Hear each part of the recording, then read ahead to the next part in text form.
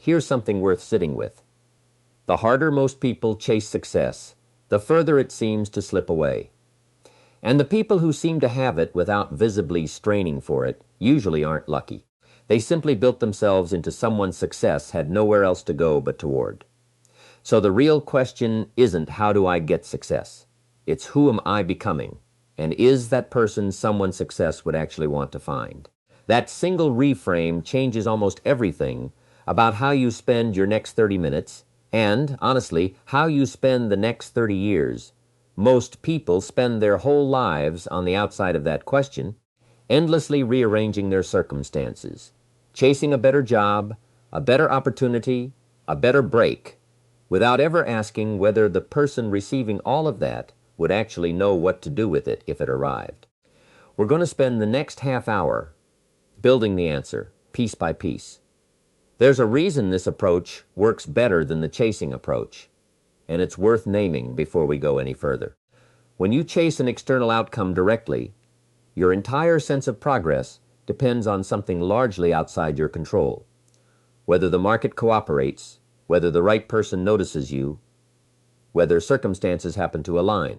When you instead focus on becoming a specific kind of person, every single day offers you a genuine opportunity to make measurable progress, entirely within your own control, regardless of what the external world happens to be doing that particular day. That shift alone tends to relieve an enormous amount of the anxiety that usually accompanies the more common, outward-facing version of chasing success. It starts with clarity. Most people wander through their days without ever writing down, in specific terms, what they're actually building toward. Ask yourself right now, if someone asked what you want your life to look like in 5 years, could you answer in one clear sentence, or would you stumble through something vague? Vague destinations produce vague results. Clarity isn't a nice extra. It's the first ingredient, because you cannot consistently move toward something you've never actually named. Think about how differently two people navigate the exact same set of opportunities. One has a clear, specific picture of where they're headed. When an opportunity shows up, they can instantly tell whether it moves them closer or simply looks exciting in the moment. The other has only a general, foggy sense that they want things to be better someday. Every opportunity looks equally tempting to them, because without a clear destination, there's no way to measure whether something is actually useful or just a pleasant distraction. This is why so many capable, hard-working people stay stuck for years, despite genuinely trying hard. Effort without a clear target scatters in every direction at once. You can work an enormous number of hours and still end the year in roughly the same place you started, simply because none of those hours were aimed at anything specific enough to accumulate into real progress. A simple way to build this clarity, if you don't already have it: write down, in one sentence, what you want to be true about your life in 5 years. Not a vague feeling, a specific sentence with real details in it. Then read that sentence back to yourself and ask honestly whether today's actions had anything to do with it. Most people, doing this exercise for the first time, are surprised by how disconnected their daily actions actually are from the thing they claim to want most. It's worth adding that clarity doesn't need to be permanent to be useful. Plenty of people avoid writing anything down because they're afraid of committing to the wrong goal and feeling locked into it later. But a written goal isn't a life sentence. It's simply the clearest available target, given what you currently know, and it can be revised as you learn more.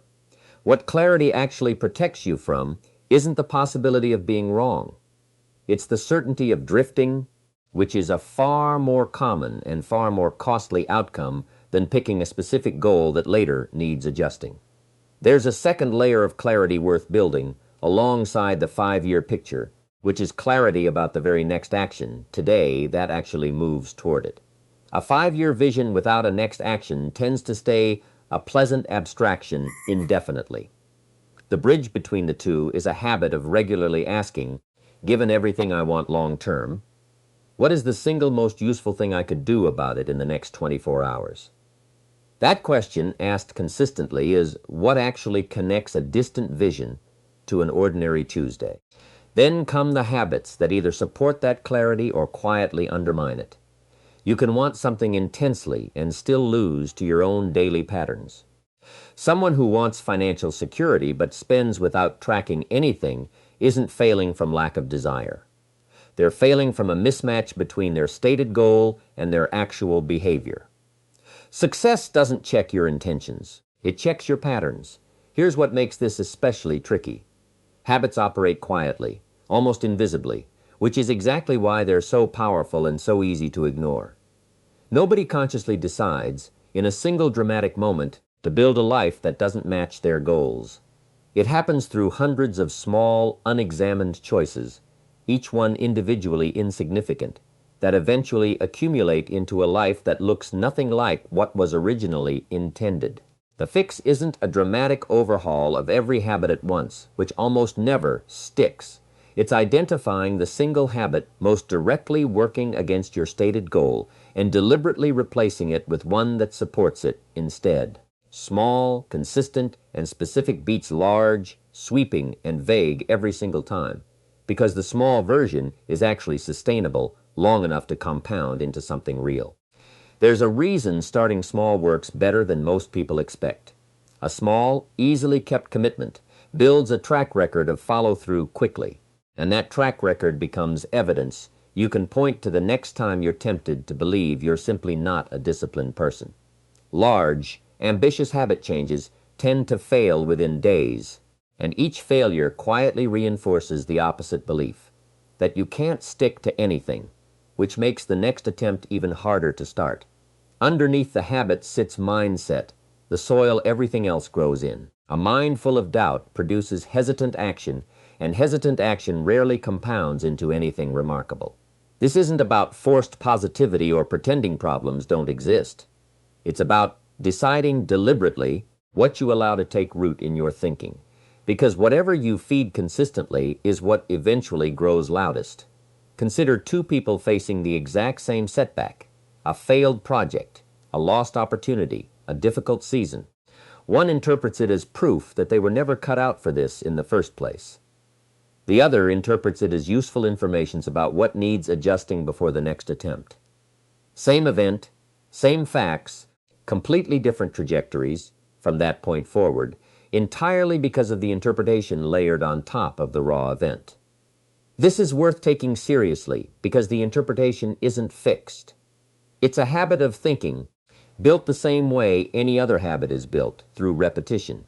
Every time you catch a defeatist interpretation forming and consciously replace it with a more useful one, even if it feels forced at first, you're training the same mental muscle that eventually makes the useful interpretation the automatic default one instead of something you have to fight for. It also matters what you deliberately expose your mind to on a regular basis.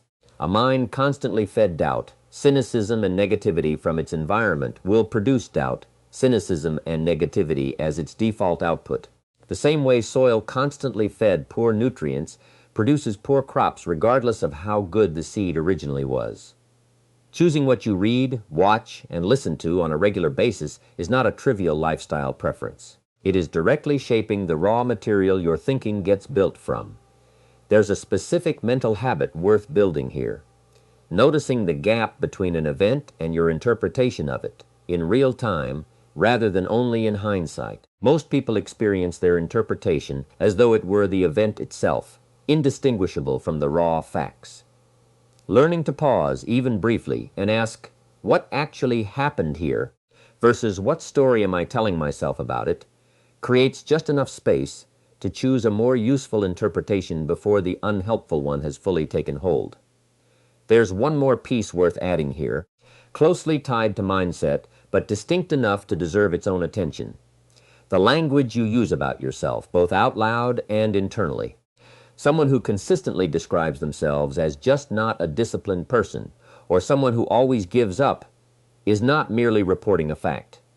They are actively rehearsing an identity, and identities rehearsed often enough tend to become self-fulfilling, simply because people act in ways that stay consistent with how they've described themselves, even when that description was never fully accurate to begin with. This works in the more useful direction too. Deliberately describing yourself in terms of the direction you're moving, rather than a fixed, finished verdict, tends to leave room for the growth you're actually trying to produce. I'm working on becoming more disciplined. Leaves a door open that I'm just not disciplined quietly closes. This isn't about dishonest self-flattery. It's about choosing the more accurate and more useful framing between two descriptions that are both, in a sense, incomplete, since none of us are actually a finished, fixed product yet. Relationships matter more here than most people admit. You gradually start resembling the average of the people you spend the most time with, not because of peer pressure exactly, but because standards are contagious in both directions. Spend enough time around people who've stopped growing, and staying stagnant starts to feel normal. Spend time around people still reaching, and reaching starts to feel normal instead. This doesn't mean cutting people off dramatically or treating relationships as purely transactional. It means being honest, privately and without drama, about which relationships are quietly raising your ceiling and which ones are quietly lowering it. Some relationships genuinely deserve loyalty, regardless of where the other person currently is in their own growth. Others simply became comfortable through familiarity, without ever actually adding anything to either person's life. There's a particular kind of relationship worth watching for closely, the person who seems supportive on the surface but consistently responds to your growth with subtle discouragement, a joke at the wrong moment, a reminder of a past failure, a quiet dismissal of a new goal. This pattern often isn't malicious. It frequently comes from someone who feels threatened by change they haven't made themselves. But recognizing the pattern for what it is allows you to protect your own momentum without needing to assign blame or end the relationship entirely. On the other side, actively seeking out relationships with people who are further along in the specific areas you're trying to grow in tends to compress years of learning into a much shorter time frame. Proximity to a higher standard has a way of quietly recalibrating your own sense of what's normal and what's possible, often faster than any amount of solitary reading or planning ever could. It's worth being realistic about how gradual this shift usually is. You rarely need to make a single dramatic decision to overhaul your entire social circle overnight.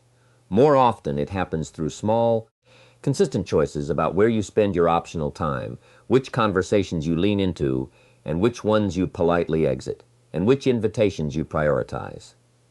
Over a year or two, those small choices add up to a genuinely different set of daily influences, without ever requiring one uncomfortable, dramatic confrontation. Success isn't attracted to people occupying space. It's attracted to people solving problems. The bigger the problem solved, generally the bigger the result that follows. This reframes the whole pursuit. Instead of asking, how do I get more, the more useful daily question becomes, what problem am I actually solving today? And for whom this single shift in framing changes how you show up in almost every context. A job stops being merely a place you trade hours for a paycheck and starts being a place where you're specifically responsible for solving a defined problem for someone else. A business stops being just a way to generate revenue and starts being, at its core, a mechanism for solving a problem at scale. When you genuinely orient around the problem being solved rather than the reward being sought, the reward tends to follow as a natural consequence rather than something you have to manufacture through effort alone. It's worth noting that this doesn't require solving enormous, world-changing problems to start. Solving small problems reliably and well is what earns the trust and track record that eventually opens the door to solving bigger ones. Nobody gets handed the large problem first. They earn it by consistently delivering on the smaller ones. Nobody else was paying close enough attention to solve properly. There's also a subtler form of value creation, worth mentioning, which has nothing to do with grand achievements.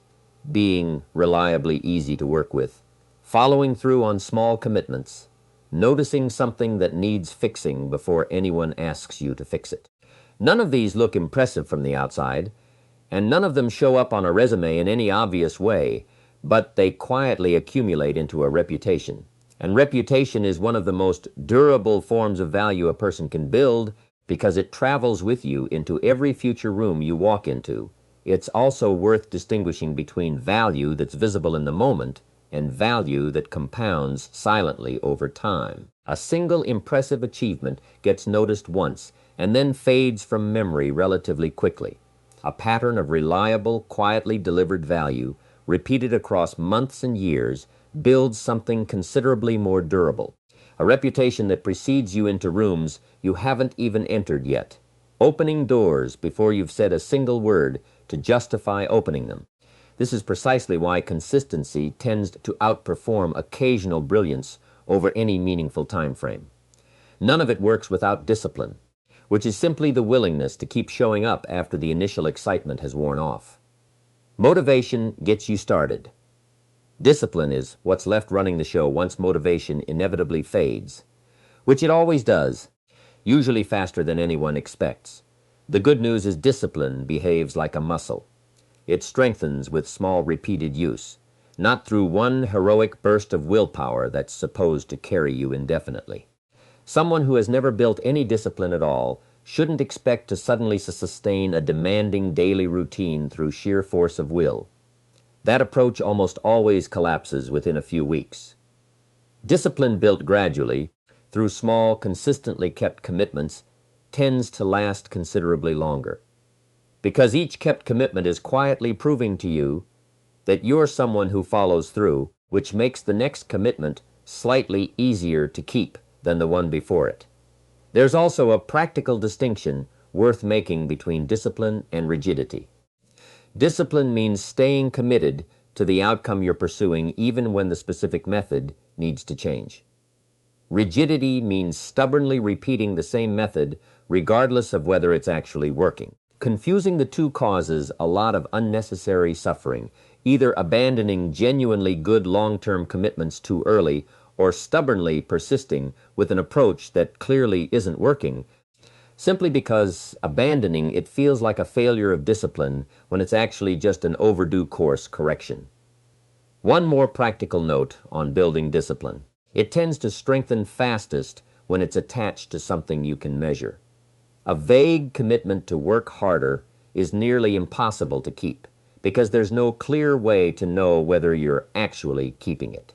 A specific commitment, a fixed time, a defined action, a clear stopping point is considerably easier to either keep or notice you've broken. And that clarity itself is part of what makes discipline sustainable over the long run rather than something you're constantly renegotiating with yourself. And it requires patience because nothing durable is built quickly. A tree doesn't reward the person who planted it by growing overnight, and neither does a life. The frustrating, unglamorous middle, where you've put in real effort and see no visible proof yet that it's working, is exactly the stretch most people quit in, right before it would have started paying off. This particular stretch deserves special attention, because it's genuinely difficult to distinguish, from the inside, between an approach that simply hasn't had enough time yet and an approach that's actually failing. Both feel remarkably similar in the moment. Effort going in, no visible results coming out. The difference usually only becomes clear in hindsight, which is exactly why patience has to be paired with a reasonable, decided advanced time frame, rather than an open-ended commitment to wait indefinitely without ever checking whether the underlying approach itself needs adjustment. It also helps to understand that patience isn't passive waiting. It's continuing to work, continuing to refine, continuing to show up, while accepting that the visible payoff operates on its own timeline rather than yours. The seed doesn't grow faster because you're anxious about it.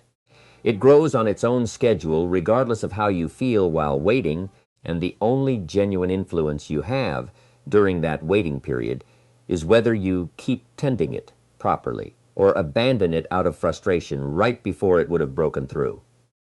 There's a useful practice for making patience more bearable, which is separating what you can measure from what you're waiting to see.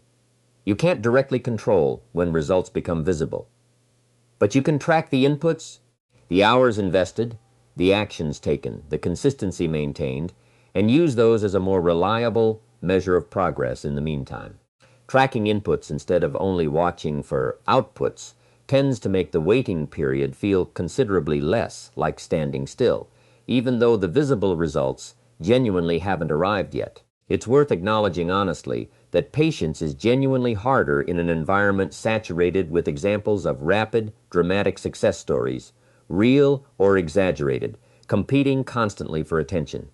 Comparing your own quiet, ordinary middle stretch against someone else's highlight reel, which conveniently skips their own unglamorous middle entirely, tends to make normal, healthy patience feel like personal failure. Remembering that every visible success story had its own invisible middle, identical in texture to the one you're currently living through, tends to make the comparison considerably less discouraging.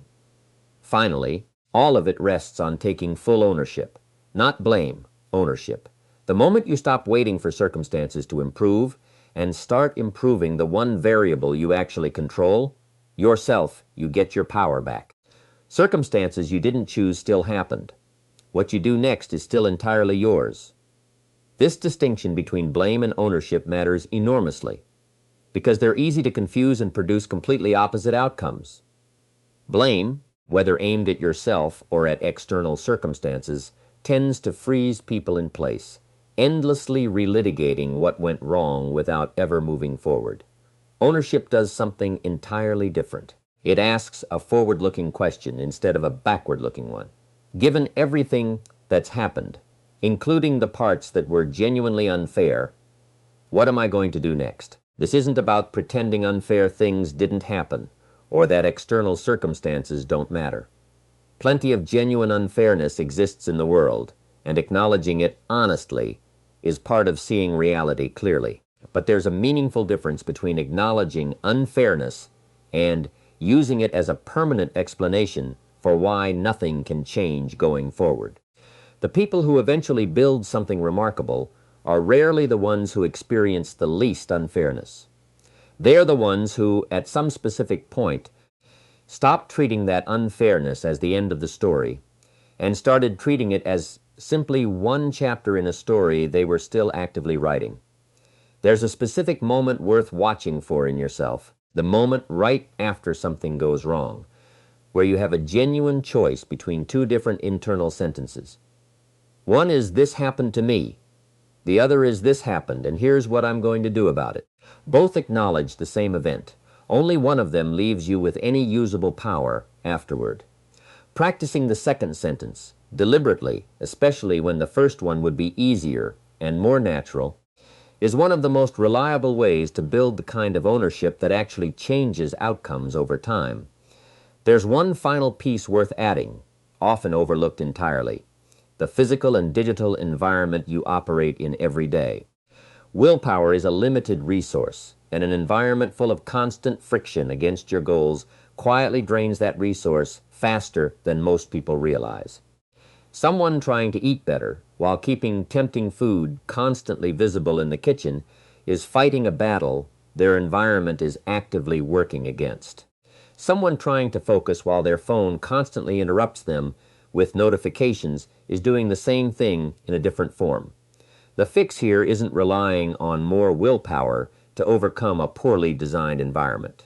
It's redesigning the environment so that the easier, more automatic choice is also the one that supports your actual goals. Removing friction from the behaviors you want more of and adding friction to the behaviors you want less of tends to produce far more reliable change than simply trying harder to resist temptation through sheer force of will every single day. This is a quiet, unglamorous piece of the puzzle, and it's exactly the kind of thing that separates people who sustain their progress from people who rely entirely on motivation and burn out within a few weeks. So here's the whole shift in one sentence. Stop asking how to get success and start asking who you'd have to become for success to have no reasonable choice but to notice you. Build the clarity so your effort actually has a target instead of scattering in every direction. Build the habits so your daily actions genuinely match what you say you want. Tend the mindset so doubt doesn't quietly write the story before you've even had a chance to test it. Watch the language you use about yourself So you're rehearsing the identity you're actually trying to grow into. Choose the relationships so your standards keep rising instead of slowly settling. Focus on the value you create so you're the kind of person opportunity has a genuine reason to find. Build the discipline so you're still standing long after motivation has worn off. Practice the patience so you don't quit in the exact stretch right before things would have started working. Design your environment so the easier choice and the right choice are the same choice more often than not. And take the ownership so your power stays in your own hands regardless of what circumstances hand you. None of these 10 pieces are complicated on their own. What makes them rare is that almost nobody practices all 10 consistently over a long enough period of time to actually see the compounding effect. You don't need to master all 10 today. You need to notice which one you've been quietly neglecting and give it real, deliberate attention, starting with whatever is left of today. If you're not sure which one to start with, a simple way to decide. Think back over the last month and notice which of these 10 areas has caused you the most quiet frustration when you're honest with yourself. That's usually the one worth starting with. Not because it's necessarily the most important one in some abstract sense, but because you already have real recent evidence of exactly how it's been costing you, which tends to make the motivation to actually address it considerably easier to sustain than starting with whichever one simply sounds most appealing in theory. Do that consistently, and somewhere along the way, you'll notice you've stopped chasing anything at all. It simply started arriving, the way it always eventually does for someone who spent their energy becoming the kind of person it was drawn to in the first place.